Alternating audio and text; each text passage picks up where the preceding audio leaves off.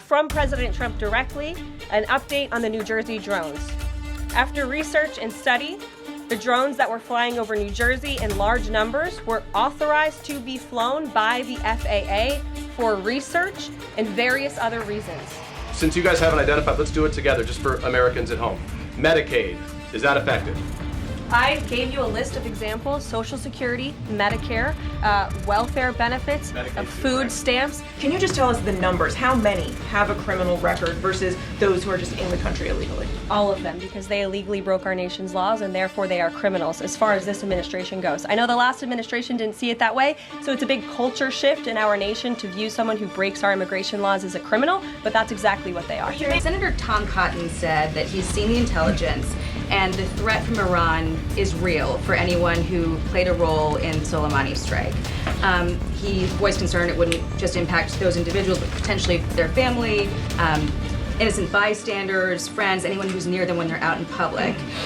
Is the president open to reconsidering his decision?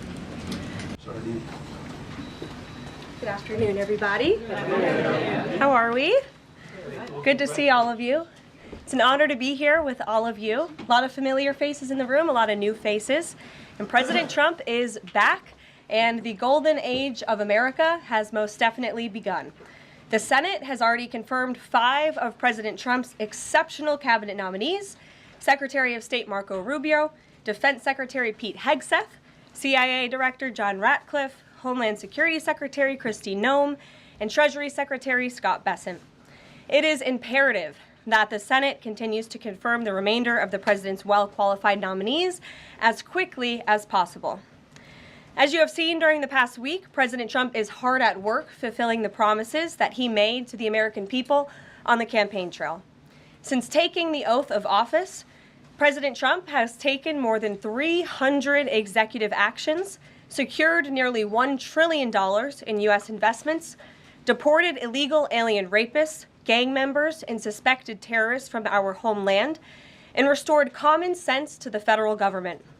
I want to take a moment to go through some of these extraordinary actions. On day 1, President Trump declared a national emergency at our southern border to end the 4-year-long invasion of illegal aliens under the previous administration. Additionally, President Trump signed an executive order to end catch and release and finish construction of his effective border wall. By using every lever of his federal power, President Trump has sent a loud and clear message to the entire world. America will no longer tolerate illegal immigration, and this president expects that every nation on this planet will cooperate with the repatriation of their citizens. As proven by this weekend, when President Trump swiftly directed his team to issue harsh and effective sanctions and tariffs on the Colombian government, upon hearing they were denied a U.S. military aircraft full of their own citizens who were deported by this administration. Within hours, the Colombian government agreed to all of President Trump's demands, proving America is once again respected on the world stage. So, to foreign nationals who are thinking about trying to illegally enter the United States, think again. Under this president, you will be detained and you will be deported. Every day, Americans are safer because of the violent criminals that President Trump's administration is removing from our communities. On January 23rd, ICE New York arrested a Turkish national for entry without inspection who is a known or suspected terrorist. On January 23rd, ICE San Francisco arrested a citizen of Mexico unlawfully present in the United States who has been convicted of continuous sexual abuse of a child aged 14 years or younger. ICE St. Paul has arrested a citizen of Honduras who was convicted of 4th-degree criminal sexual conduct with a minor. ICE Buffalo arrested a citizen of Ecuador who has been convicted of rape. ICE Boston arrested a citizen of the Dominican Republic who has a criminal conviction for 2nd-degree murder. This criminal was convicted of murder for beating his pregnant wife to death in front of her 5-year-old son. And ICE St. Paul also arrested a citizen of Mexico who was convicted of possessing pornographic material of a minor on a work computer. These are the heinous individuals that this administration is removing from American communities every single day. And to the brave state and local law enforcement officers, CBP, and ICE agents who are helping in the facilitation of this deportation operation, President Trump has your back, and he is grateful for your hard work. On the economic front, President Trump took immediate action to lower costs for families who are suffering from 4 long years of the Biden administration's destructive and inflationary policies. President Trump ordered the heads of all executive departments and agencies to help deliver emergency price relief to the American people, untangle our economy from Biden's regulatory constraints, and end the reckless war on American energy. President Trump also signed sweeping executive orders to end the weaponization of government and restore common sense to the federal bureaucracy. He directed all federal agencies to terminate illegal diversity, equity, and inclusion programs to help return America to a merit-based society. President Trump also signed an executive order declaring it is now the policy of the federal government that there are only 2 sexes, male and female. Sanity has been restored. Before I take your questions, I would like to point out to all of you once again have access to the most transparent and accessible president in American history. There has never been a president who communicates with the American people and the American press corps as openly and authentically as the 45th and now 47th president of the United States.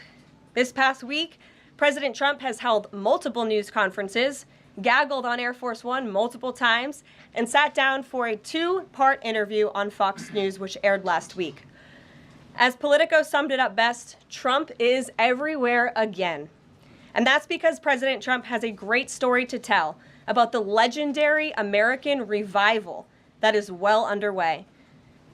And in keeping with this revolutionary media approach that President Trump deployed during the campaign, the Trump White House will speak to all media outlets and personalities, not just the legacy media who are seated in this room. Because according to recent polling from Gallup, Americans' trust in mass media has fallen to a record low. Millions of Americans, especially young people, have turned from traditional television outlets and newspapers to consume their news from podcasts, blogs, social media, and other independent outlets. It's essential to our team that we share President Trump's message everywhere and adapt this White House to the new media landscape in 2025. To do this, I am excited to announce the following changes will be made to this historic James S. Brady briefing room, where Mr. Brady's legacy will endure. This White House believes strongly in the First Amendment, so it's why our team will work diligently to restore the press passes of the 440 journalists whose passes were wrongly revoked by the previous administration. We're also opening up this briefing room to new media voices who produce news-related content and whose outlet is not already represented by one of the seats in this room. We welcome independent journalists, podcasters, social media influencers, and content creators to apply for credentials to cover this White House. And you can apply now on our new website, whitehouse.gov/new media. Starting today, this seat in the front of the room, which is usually occupied by the press secretary's staff, will be called the new media seat. My team will review the applications and give credentials to new media applicants who meet our criteria and pass United States Secret Service requirements to enter the White House complex. So in light of these announcements, our first questions for today's briefing will go to these new media members whose outlets, despite being some of the most viewed news websites in the country, have not been given seats in this room. And before I turn to questions, I do have news directly from the President of the United States that was just shared with me in the Oval Office from President Trump directly, an update on the New Jersey drones. After research and study, the drones that were flying over New Jersey in large numbers were authorized to be flown by the FAA for research and various other reasons. Many of these drones were also hobbyists, recreational, and private individuals that enjoy flying drones. In time, it got worse due to curiosity. This was not the enemy. A statement from the President of the United States to start this briefing with some news. And with that, I will turn it over to questions. And we will begin with our new media members, Mike Allen from Axios, Matt Boyle from Breitbart. Mike, why don't you go ahead? Thank you very much. Caroline, does the president see anything fishy about DeepSeek, either its origins or its cost? And could China's ability to make these models quicker, cheaper, affect our thinking about expanding generation data centers, chip manufacturing? Sure. The president was asked about DeepSeek last night on Air Force One when he gaggled for, I think, the third or fourth time throughout the weekend with members of the traveling press corps. The president said that he believes that this is a wake-up call to the American AI industry. The last administration sat on their hands and allowed China to rapidly develop this AI program. And so President Trump believes in restoring American AI dominance. And that's why he took very strong executive action this past week to sign executive orders to roll back some of the onerous regulations on the AI industry. And President Trump has also proudly appointed the first AI and crypto czar at this White House, David Sachs, whom I spoke with yesterday, very knowledgeable on this subject, and his team is here working every single day to ensure American AI dominance. As for the national security implications, I spoke with NSC this morning. They are looking into what those may be, and when I have an update, I will share it with you, Mike. Caroline, you say restore U.S. dominance. Is there a fear that the U.S. either is falling or has fallen behind? And how would the president make sure the U.S. stays ahead? No, the president is confident that we will restore American dominance in AI. Yeah, Matt. so Caroline, first off, thank you to you and President Trump for actually giving voices to new media outlets that represent millions and millions of Americans. The thing I would add, I've got a two-part question for you. The first is just can you expand upon what steps the White House is going to take to bring more voices, not less, which is what our founder, Andrew Breitbart, believed in, into this room where they rightfully belong? Yeah.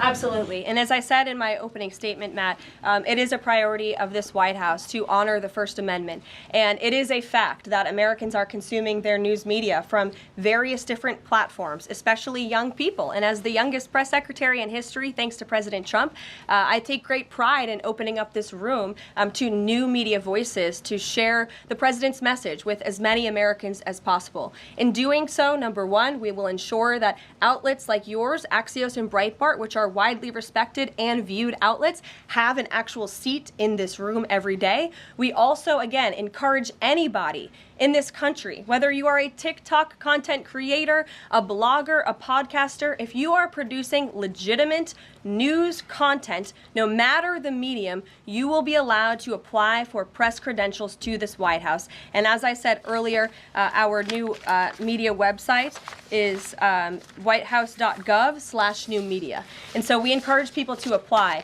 Again, as long as you are creating news-related content of the day and you're a legitimate independent journalist, you're welcome to cover this White House. And secondly, Caroline, you said you laid out several of the actions that President Trump has taken. Obviously, it's a stark contrast to the previous administration, a breakneck speed from President Trump. Can we expect that pace to continue as the first 100 days moves along here and beyond that?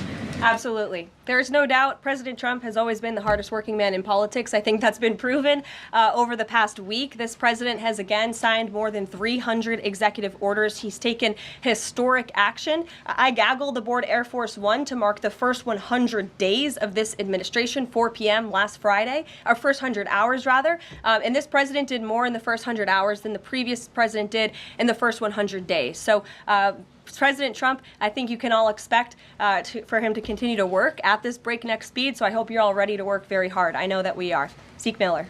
Thanks, Caroline. A question that we've asked your predecessors of both parties in this job.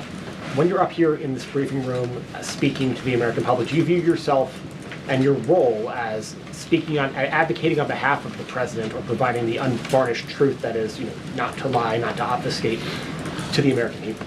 I commit to telling the truth from this podium every single day. I commit to speaking on behalf of the President of the United States. That is my job.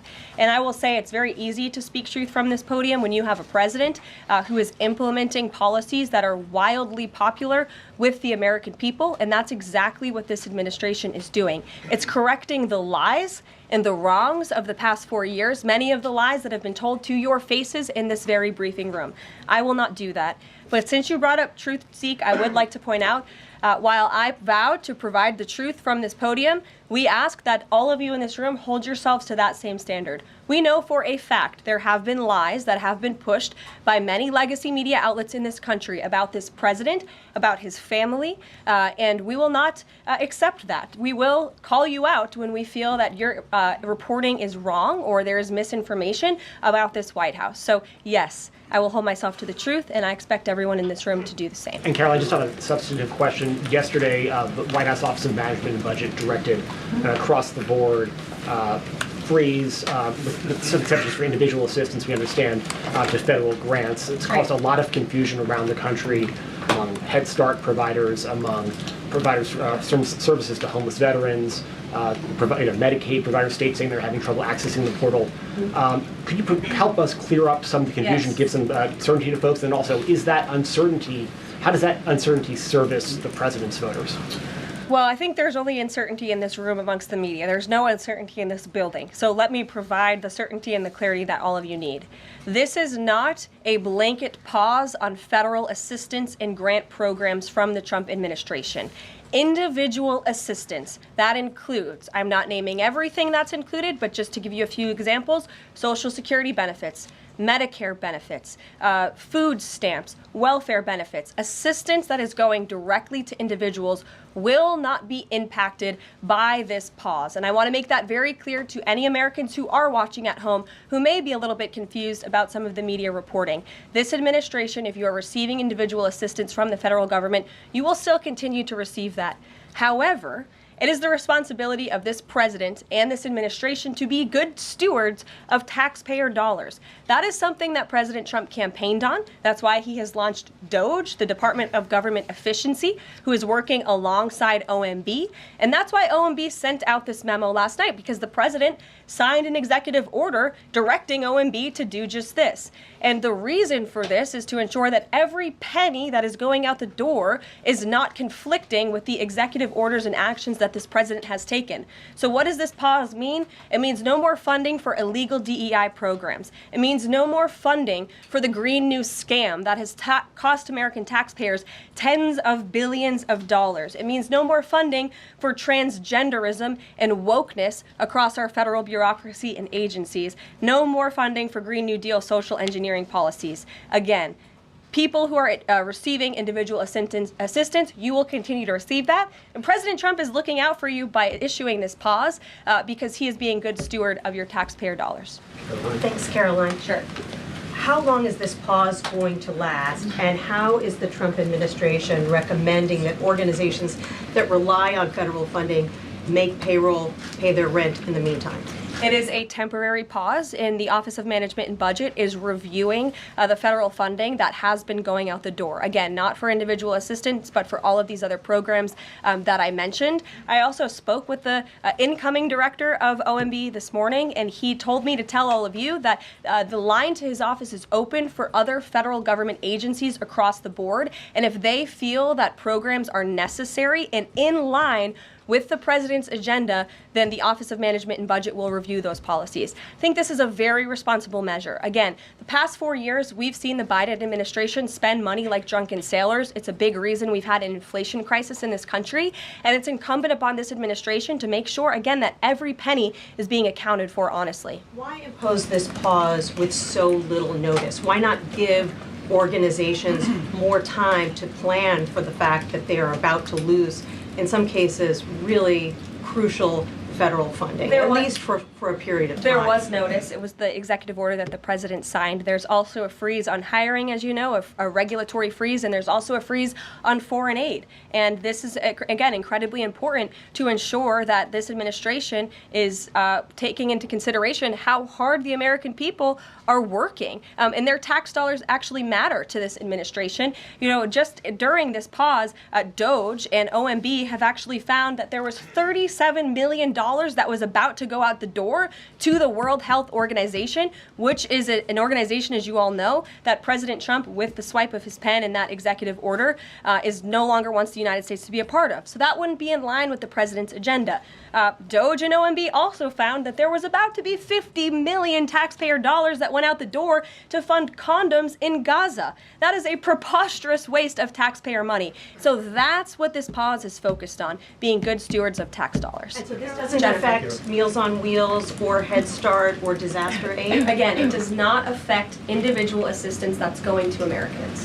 To follow up on Nancy, do you think there will be a list of who is affected and how much money is affected? How will these contractors and organizations know if they are actually having their funding frozen?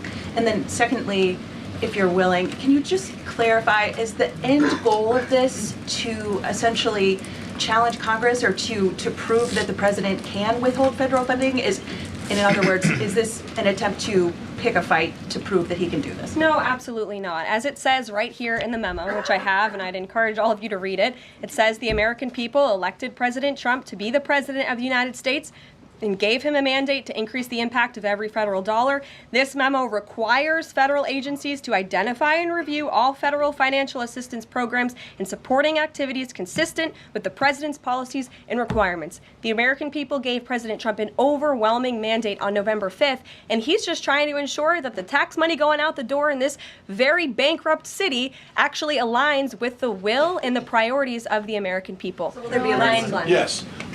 Welcome. You look great. You're doing a great job. You talked about transparency, and some of us in this room know how just transparent President Trump has been the last 5 or 6 years. I think you'll do the same. My question is, do you think this latest incident with the president of Colombia is indicative of the global, powerful respect they have for President Trump moving forward, not only to engage in economic diplomacy with these countries, but also world peace? Absolutely. I'll echo the answer that the president gave on Air Force One last night when he was asked a very similar question by one of your colleagues in the media. This signifies peace through strength is back. And this president will not tolerate illegal immigration into America's interior. And he expects every nation on this planet, again, to cooperate with the repatriation of their citizens who illegally entered into our country and broke America's laws. Won't be tolerated. And as you saw, the Colombian government quickly folded and agreed to all of President Trump's demands. Flights are underway once again. Karoline. Two questions on deportations, if I may. President Trump had said on the campaign trail that he would deport pro-Hamas students who are here on visas. And on his first day in office, he signed an executive order that said, quote, the U.S. must ensure that admitted aliens and aliens otherwise already present in the U.S. do not bear hostile attitudes towards the citizens, culture, government, institutions, or founding principles. So should we take this executive order as Trump saying he would be open to deporting those students who are here on visas but, hold pro-Hamas sympathies? The president is open to deporting individuals who have broken our nation's immigration laws. So if they are here illegally, then certainly he is open to deporting them. And that's what this administration is hard at work at doing. We receive data from DHS and from ICE every single day. From what we hear on the ground, ICE agents are feeling incredibly empowered right now because they actually have a leader in this building who is supporting them in doing their jobs that they were hired to do, which is to detain, arrest, and deport illegal criminals who have invaded our nation's borders over the past 4 years. That's what the president is committed to seeing. Peter. Very quickly, just following up on the question on immigration first. President Trump, during the course of the campaign in 2024, said the following about illegal immigration. He said, they're going back home where they belong, and we start with the criminals. There are many, many criminals. NBC News has learned that ICE arrested 1,179 undocumented immigrants on Sunday, but nearly half of them, 566 of the migrants, appear to have no prior criminal record besides entering the country illegally. Is the president still focused exclusively, which is a civil crime, it's not criminal? It's a federal crime. So I'm asking though, he said he was going to focus on those violent offenders first. So is violent offenders no longer the predicate for these people to be The deported? president has said countless times on the campaign trail, I've been with him at the rallies, I know you've been there covering them too, Peter, that he is focused on launching the largest mass deportation operation in American history of illegal criminals. And if you are an individual, a foreign national, who illegally enters the United States of America, you are, by definition, a criminal. And so therefore, you are subject to Exclusively- deportation. I apologize for interrupting. So to be clear, it's not violent criminals do not receive precedence in terms of the deportations taking The place. president has also said two things can be true at the same time. We want to deport illegal criminals, illegal immigrants from this country, but the president has said that, of course, the illegal criminal drug dealers, the rapists, the murderers, the individuals who have committed heinous acts on the interior of our country and who have terrorized law-abiding American citizens, absolutely, those should be the priority of ICE, but that doesn't mean that the other illegal criminals who entered our nation's borders are off the table. Understood. Then let me ask you a separate question about the confusion that still exists across the country right now as it relates to the freeze or the pause as it's described. President Trump, of course, ran one of the key policy items was that he was going to lower prices, lower the cost of everything from groceries, as he often said. But in many of the cases, it would seem that some of these moves could raise prices for real Americans on everything from low-income heating, that program, child care programs. Will nothing that the president's doing here in terms of the freeze in these programs raise prices on ordinary Americans? What particular actions are you referring to that I'm would... referring to LHEAP right now. That's the low-income heating program, for example. We can talk about, there's no clarity, so I could refer to a lot of them. We don't know what they are specifically. Can you tell us that LHEAP is not one of those affected? So you're asking a hypothetical based on programs that you can't even identify. I just identified. What I can tell you just to be is clear, that since you guys haven't identified, let's do it together, just for Americans at home. Medicaid, is that affected?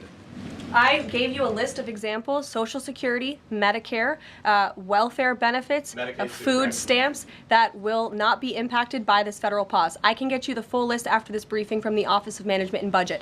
But I do want to address the cost cutting because that's certainly very important and cutting the cost of living in this country.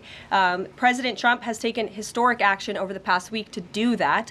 He actually signed a memorandum to deliver emergency price relief for American families, which took a number of actions. I can walk you through those. He also repealed many onerous Biden administration regulations. We know over the past 4 years, American households has been essentially taxed $55,000 in regulations from the previous administration. President Trump, with the swipe of his pen, rescinded those, which will ultimately put more money back in the pockets of the American people.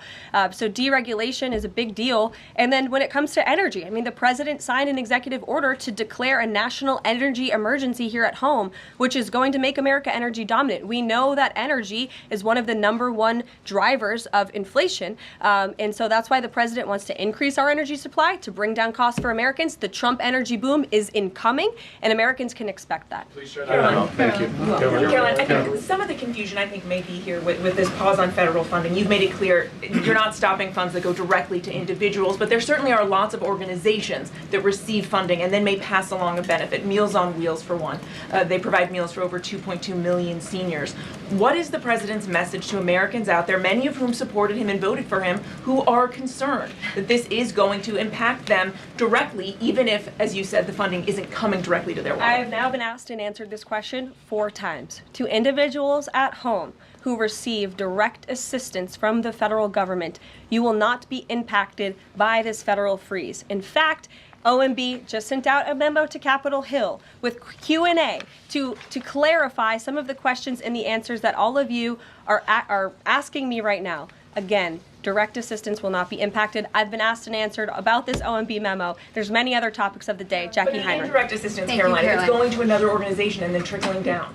Direct assistance that is in the hands of the American people will not be impacted. Again, as I said to Peter, we will continue to provide that list as it comes to fruition, but OMB right now is focused on analyzing the federal government's spending, which is exactly what the American people elected President Trump to do. And one question on Thank you, immigration, Caroline. Caroline, on And- immigration. Of the Thank you, Caroline. 3,500 arrests ICE has made so far since President Trump came back into office, can you just tell us the numbers? How many have a criminal record versus those who are just in the country illegally? All of them, because they illegally broke our nation's laws and therefore they are criminals as far as this administration goes. I know the last administration didn't see it that way, so it's a big culture shift in our nation to view someone who breaks our immigration laws as a criminal, but that's exactly what they are. You made a point of going with the worst I'm first. They Jared. all have a criminal record? And welcome to the briefing If they room. broke our nation's laws, yes, They are criminal, yes. Thank you.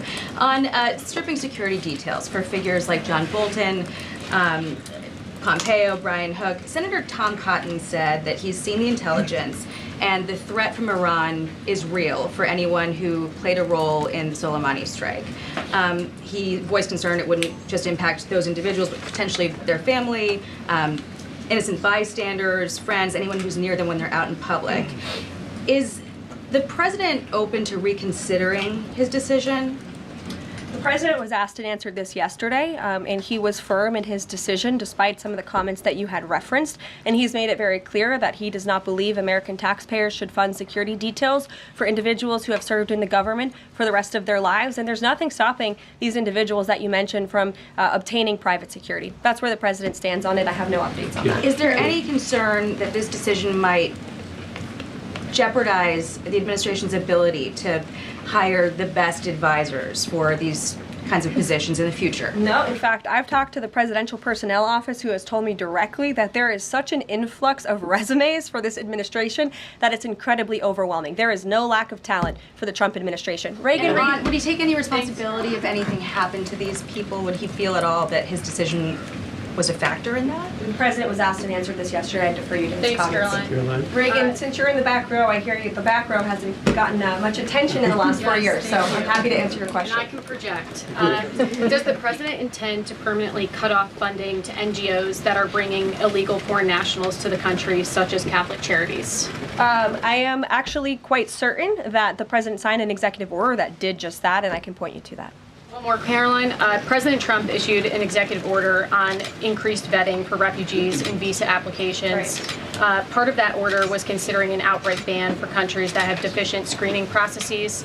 Has the president considered yet which countries might fall into this category? Or countries like Afghanistan or Syria under consideration for a full ban? Yeah, so the president signed an executive order to streamline the vetting for visa applicants and for illegal immigrants in this country who are coming, of course, from other nations. It also directed the Secretary of State to review the process and make sure that other countries around the world are being completely transparent with our nation and the individuals that they are sending here. And so the Secretary of State has been directed to report back to the president. I haven't seen that report yet. We've only been here for a few days. One on the freeze in federal funding. Who advised the president on the legality of telling government agencies that they don't have to spend money that was already appropriated by Congress? Well, as the OMB memo states, this is certainly within the confines of the law. So White House counsel's office believes that this is within the president's power to do it, and therefore he's doing it. Okay, so they disagree with lawmakers who say that they don't have the power to freeze this funding. Again, I would point you to the language in the memo that clearly states this is within the law. And on what happened on Friday night, the administration fired several inspectors general without giving Congress the 30-day legally required notification that they were being fired. I think only 2 were left at DHS and the DOJ. And then yesterday we saw several prosecutors, I believe 12, fired from the Justice Department who worked on the investigations into the president. As you know, they are career prosecutors, therefore they are afforded civil service protections.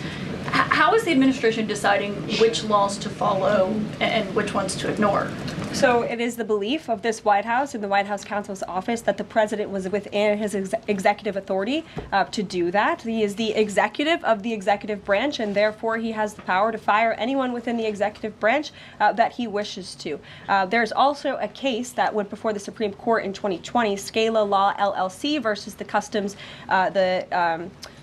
Bureau Protection. I would advise you to look at that case, and that's the legality that this White House was resting on. So you're confident that if they bring lawsuits against you, those prosecutors who were fired, that they will succeed? We will win in court. And yes. Did he personally direct this, given they worked on the classified documents investigation and the election interference investigation? This was a memo that went out by the Presidential Personnel Office, and the president is the leader of this White House. So yes.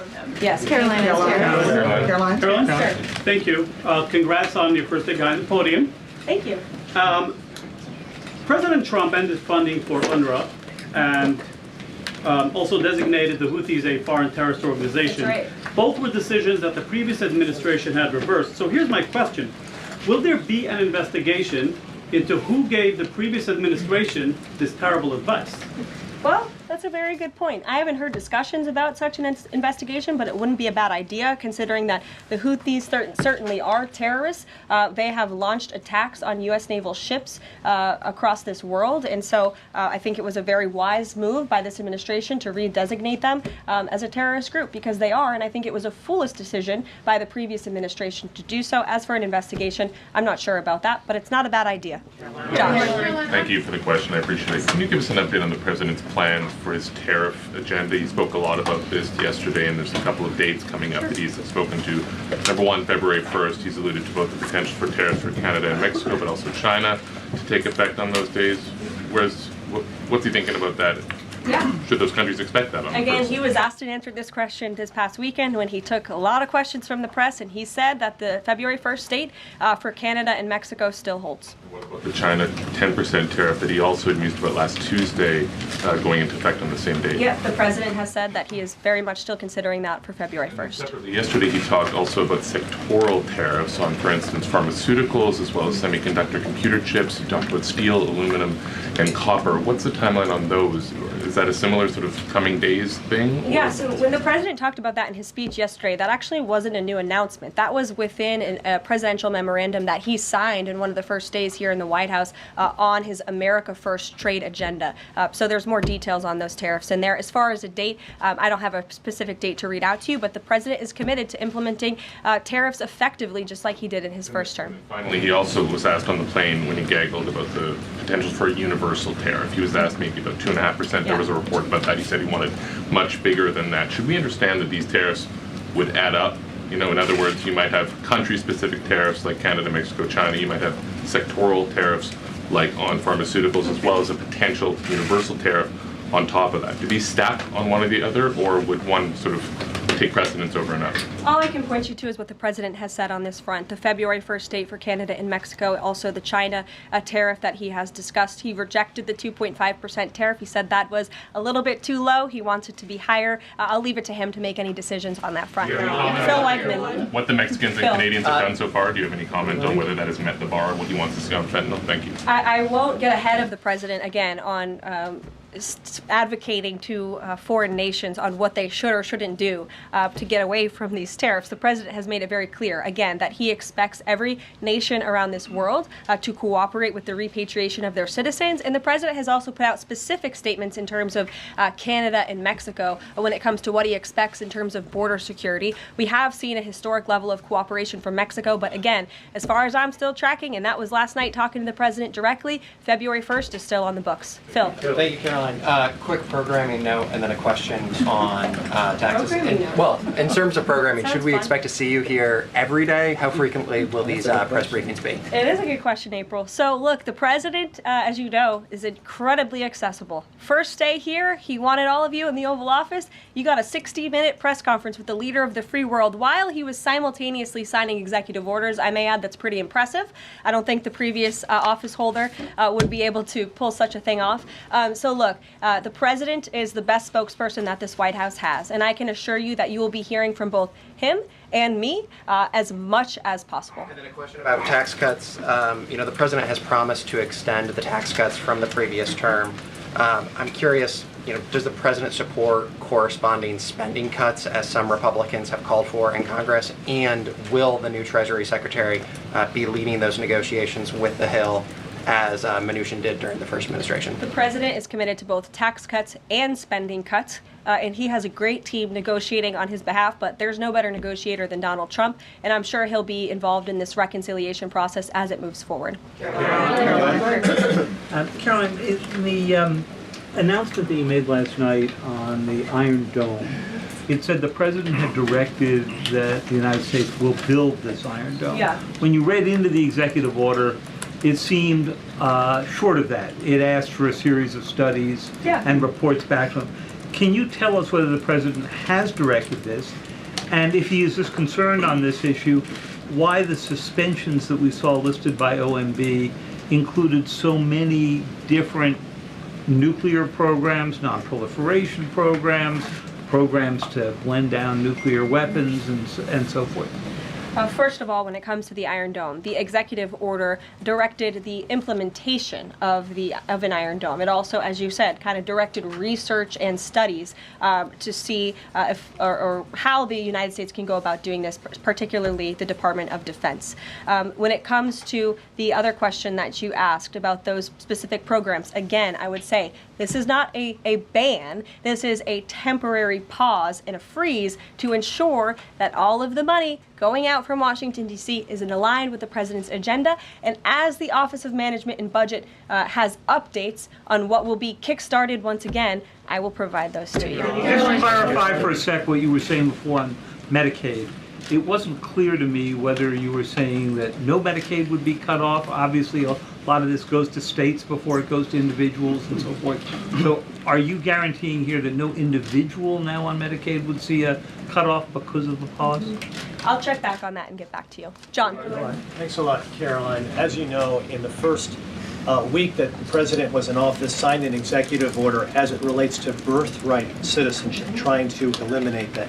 Now, 22 state attorney generals have said that this is unconstitutional. A federal judge has just agreed with their argument. What's the administration's argument for doing away with birthright citizenship? The folks that you mentioned have a right to have that legal opinion, but it is in disagreement with the legal opinion of this administration. This administration believes that birthright citizenship is unconstitutional, and that is why President Trump signed that executive order. Illegal immigrants who come to this country and have a child are not subject to the laws of this jurisdiction.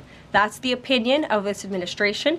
We have already appealed the lawsuit that was filed against this administration, and we are prepared to fight this all the way to the Supreme Court if we have to, because President Trump believes that this is a necessary step to secure our nation's borders and protect our homeland. On foreign policy, Caroline, on foreign policy, if I may, the president's commitment to the NATO Defense Alliance, is it as strong as the prior administration?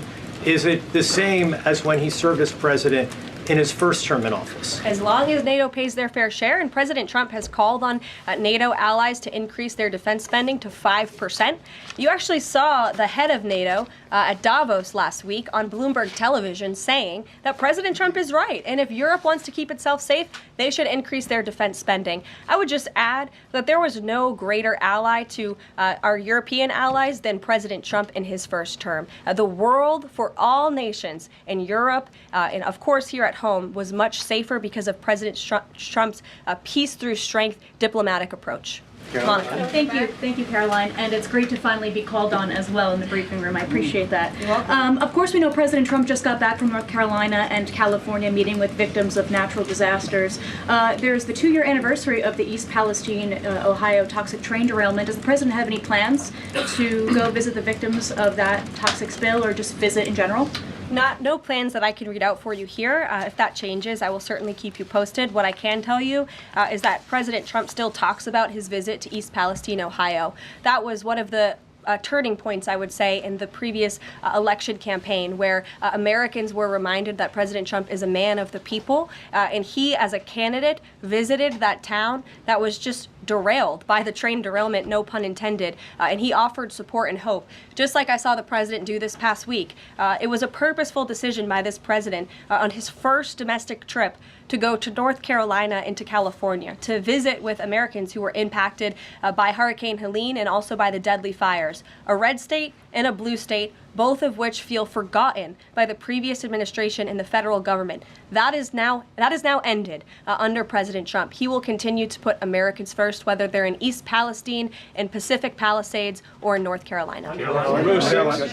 Thank you, Caroline. On California, could you please clarify what the military did with the water last night as referenced in the president's Truth Social post? The water has been turned back on in California, and this comes just days after President Trump visited Pacific Palisades, and as you all saw, applied tremendous pressure on state and local officials in Pacific Palisades, including Los Angeles Mayor Karen Bass, to turn on the water and to direct that water to places in the south and in the middle of the state that have been incredibly dry, which has led to the expansion, the rapid expansion of these fires. So could you clarify what the military's role was, where the water came from, and how it got there? Again, the Army Corps of Engineers has been on the ground in California to respond to the devastation from these wildfires, and I would point out that just days after President Trump visited the devastation from these fires, the water was turned on. That is because of the pressure campaign he put on state and local officials there who clearly lack all common sense. And I will never forget being at that roundtable with the president last week and hearing the frustration in the voices of Pacific Palisades residents who feel as though their government has just gone insane. Before President Trump showed up on the scene, Karen Bass was telling private property owners that they would have to wait 18 months to access their private property. So this administration, the president and his team that's on the ground in California, Rick Grinnell, who he has designated to oversee this great crisis, it will continue to put pressure on Karen Bass and state and local officials to allow residents to access their properties. This is a huge part of it. These residents want to take part in their own clearing out of their properties. They should be able to do that. It's the United States of America. What happened to our freedom? Clearly it's gone in California, but not anymore under President Trump. April. Caroline, welcome to the briefing room. Thank you. Several questions, one on the pause. Will minority-serving institutions, preferably colleges and universities, have those monies held back temporarily at this moment? Again, I have not seen the entire list because this memo was just sent out. So I will provide you all with updates as we receive them, okay? Also, secondly, when it comes to immigration, there is this southern border focus. What happens to those who've overstayed their visas? That is part of the broken immigration system. In 2023, there was a report by the Biden administration, the Homeland Security Department, that said overstays of visas were 3 times more than usual. Will there be a focus on the overstays for visas as well? If an individual is overstaying their visa, they are therefore an illegal immigrant residing in this country and they are subject to deportation. And also lastly, as we're dealing with anti-DEI, anti-woke efforts, we understand this administration is thinking about celebrating Black History Month. Have you got any word on that? Anything that you can offer to us? As far as I know, this White House certainly still intends to celebrate, and we will continue to celebrate American history and the contributions that all Americans, regardless of race, religion, or creed, have made to our great country, and America is back. Christian Daycock. Thanks, Caroline. Just real quick, you mentioned the inflation executive order the president signed, but egg prices have skyrocketed since President Trump took office, so what specifically is he doing to lower those costs for Americans? Really glad you brought this up because there is a lot of reporting out there that is putting the onus on this White House for the increased cost of eggs. I would like to point out to each and every one of you that in 2024, when Joe Biden was in the Oval Office or upstairs in the residence sleeping, I'm not so sure, egg prices increased 65% in this country. We also have seen the cost of everything, not just eggs. Bacon, groceries, gasoline have increased because of the inflationary policies of the last administration. As far as the egg shortage, what's also contributing to that is that the Biden administration and the Department of Agriculture directed the mass killing of more than 100 million chickens, which has led to a lack of chicken supply in this country, therefore a lack of egg supply, which is leading to the shortage. So I will leave you with this point. This is an example of why it's so incredibly important that the Senate moves swiftly to confirm all of President Trump's nominees, including his nominee for the United States Department of Agriculture, Brooke Rollins, who is already speaking with Kevin Hassett, who's leading the economic team here at the White House, on how we can address the egg shortage in this country. As for costs, I laid out the plethora of ways that President Trump has addressed saving costs for the American people over the past week. He looks forward to continuing doing that in the days ahead. Thank you guys. Caroline, one more border question. Are Medicaid portals down in all 50 states? That was good.